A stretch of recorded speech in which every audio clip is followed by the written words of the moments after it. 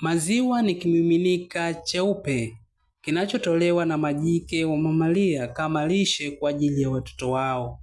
Ndani ya makala hii ya Ijue Afya Yako inatazamia faida na umuhimu wa unywaji wa maziwa kwa afya. Kwenye makala hii utakuwa pamoja nami Daniel Lagweyo, ninakusihi twende pamoja kuanzia mwanzo mpaka tamati ya makala hii. Kulingana na wataalamu wa afya wanasisitiza kwamba maziwa yana kazi nyingi mwilini, ikiwemo kuifanya ngozi kuwa nyororo, kuimarisha meno na mifupa kutokana na vitamini zilizopo. Nayo takwimu za shirika la chakula na kilimo duniani FAO za mwaka 2014 inaonyesha kwamba Kenya ni nchi inayoongoza barani Afrika kwa uzalishaji wa maziwa ya ng'ombe, huku nchi ya Tanzania ikishika nafasi ya 9. Vile kupitia shirika la afya duniani WHO linapendekeza kwamba ni vema kila mtu awe anakunywa angalau lita 200 za maziwa kwa mwaka, ingawa wastani ya dunia ni lita 108. Kiwango hicho cha unywaji wa maziwa kwa Tanzania kwa kila mtu ni chini ya lita 50 kwa mwaka, wakati Kenya ikifikia lita 130.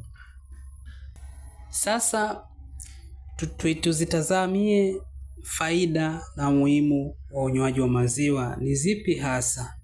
Faida namba 1 ni kwamba maziwa hutupatia takriban vitamini mbalimbali ikiwemo vitamin A, D na E.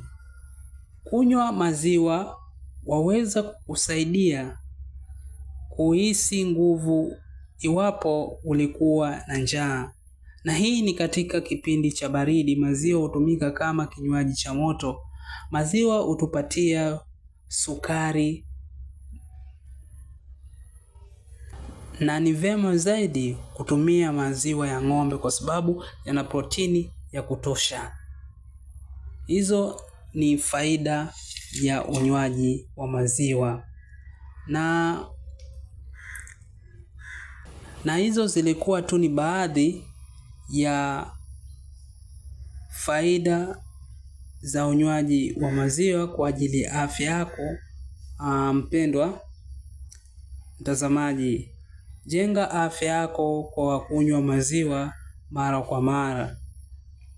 Mpaka kufikia hapo leo hii kwenye makala hii ya Ijue Afya Yako halina la ziada. Tukutane tena kwenye makala nyingine ijayo. Jina langu ni Daniel Lagweyo.